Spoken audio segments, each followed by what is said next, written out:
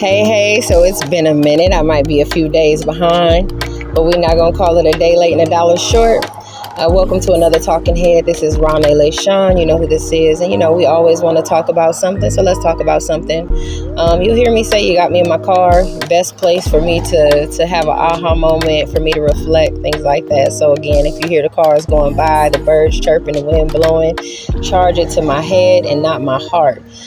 So I really wanted to just talk about, stress and smoke screening and how, in life we learn how to be okay or appear okay when we're not okay. And I'm going to share a little bit of a testimony just in case this bears witness to anybody.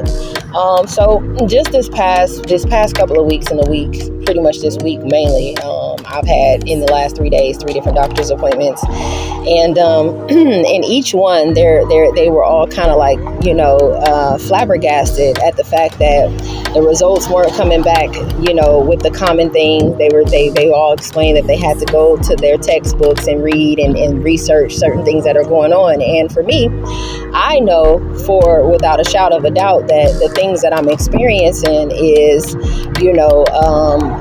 spiritual at the core, but also my ability to continuously press on or wear survival or hardship like a badge of honor. So just to kind of give you a little bit of a tidbit, or to be very transparent. So I got blood work back, and one of the things that the doctor said was, wow, your body has been, your cortisol levels have been high for a long time. Your markers show that you've been in a high stress state, and I'll at some point I will share some of the things that I've experienced throughout life, but I try to be mindful because everybody's carrying something. But there's a lot of us that are in fight or flight mode without knowing it. It's kind of like you go through something, you're not going to let it take you out, not that you don't want to let anybody see you sweat, but we live in a society where you can't really sweat too much. If you sweat too much, people get offended, so maybe they'll hand you a towel or they'll be repulsed from you, figuratively speaking. And so, we have this society, and like I've mentioned in many other episodes, like we don't really offer the level of healing or support that is necessary for the person, for a person that's going through something. A lot of the times we really want them to come to us once they figured it out, but the figure out part is where they need the most support, because not everybody has the same level of resources, understanding, or breeding. And so when we expect people just because they're aged to know a thing, it does them a disservice, and it puts people in places where they're very, very lonely, and it's interesting because, what happened with me is I've experienced a lot of things that probably the other, some people wouldn't be able to even be here. They probably would have took their own life. And then there's things that I've never experienced that people have experienced that I probably wouldn't have been able to carry. So I'm grateful for mine. And when you have that mindset, you kind of just deal, you learn to deal under high stress situations. You learn how to put on a good face. You learn how to smoke screen. You learn how to, endure in what it looks like to endure, but it doesn't mean that it doesn't have the effects on you that it does, because most of the time, and especially now, you're pressured with bills, you're pressured with a society that expects a lot of you, you're pressured with trying to make things come to pass, or waiting on certain promises, or dealing with certain heartbreaks, or healing through certain things. And a lot of the healing that we have to go through, or the time that it would take for us to heal said thing, usually gets put on the back burner because you have the everyday expenses, everyday responsibilities, everyday pressures that are on you that you have to deal with. So, if you go through grief or you go through something traumatic, 9 times out of 10, if it takes you 6 months for your healing process, you probably don't have 6 months to actually grieve. You know what I'm saying? You probably have maybe about 2 days, if that. You know what I'm saying? And then it's back to the regular programming.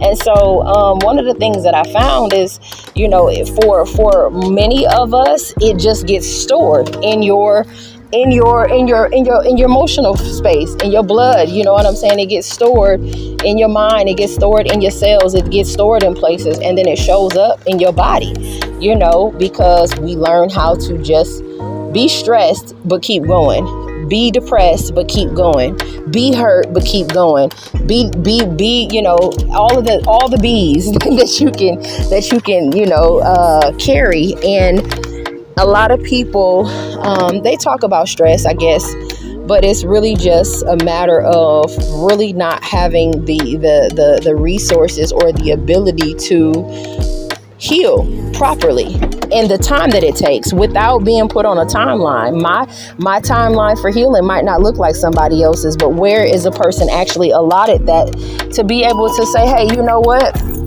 I need 5 months. You know what I'm saying? Or it's going to take me 5 months to cry over a major loss, or it might take me 2 years to recover from a major loss. The reality is, you can't sit like that. You would be considered a wallower. You would be considered somebody that's dwelling on the past, somebody that's not getting over it fast enough. And I find that to be a misfortune for many humans, because it's like, who can say how long it should take somebody to grieve? How long should it take somebody to deal with some of the things that they're carrying? And so, when I got those results, and then I thought about my experiences and whatnot, another thing that triggered this. Sorry, I might be branching off. I'm actually walking outside and they're doing construction on the hotel that I'm at. As I took a little mini staycay. But anyway, so the lady, once they gave me the news and told me all the stuff, and the doctor kept saying, oh, I'm so sorry that I'm giving you so much good news today, because it really wasn't. It was news that probably the average person would have felt some kind of way about. And so his nurse was like, wow, but you're taking it, you're taking it like a champ. You're taking it really well. And on one end, I felt proud of that. But one of the things that I noticed that a lot of us do, and I've really done, I've worn my ability to endure hardship as a badge of honor. Like, yeah, I'm strong. But it's like, no, you actually really wounded, which is why your body is going through. You've learned how to be okay or appear okay in situations of disappointment, of situations of heartbreak or discouragement or, disappointment. And, the fact that I was able to do that, I thought about it as a badge of honor initially, but then I was like, wow, that's really sad, because she would have never known that earlier today I was in tears. You know what I'm saying? And pretty much every day this year, every day this year, I've been in tears for one reason or another, because life is just lifing. You know what I'm saying? It has been lifing for a very long time. And so, I just wanted to extend this if somebody's carrying something that they're not carrying, stuff that the average person probably wouldn't understand, or feeling like you're by yourself. I just want to let you know that you're not alone, and you don't have to wear your hardship like a badge of honor. You can say that you're not okay. And if the Father blesses you with a community where you can be transparent and be honest, then yes, absolutely, you want to reach out to them. But really, this is just for the rejects. You know what I mean? For the misfits, things like that. People that feel forgotten, overlooked, uncared for. Feels like the world is going by, and the only person that cares about it is you. People do care. And you are allowed to feel the way that you feel. And at every chance that you get, give yourself the opportunity to feel things out, is what I'm saying. And I don't know if any of this helped anybody. I really am just trying to be consistent as the Father worked through me and work on some things within me as I heal. So you'll see me low, and then you'll see me high whenever He decides to give me that moment. But if this is bear witness with you, like I would always say, my grandmother would always say, if I can help just somebody as I travel on, then my living shall not be in vain. So please go out here and extend your love to your brethren and your sister. And if you can't love on those in whom you can see, then how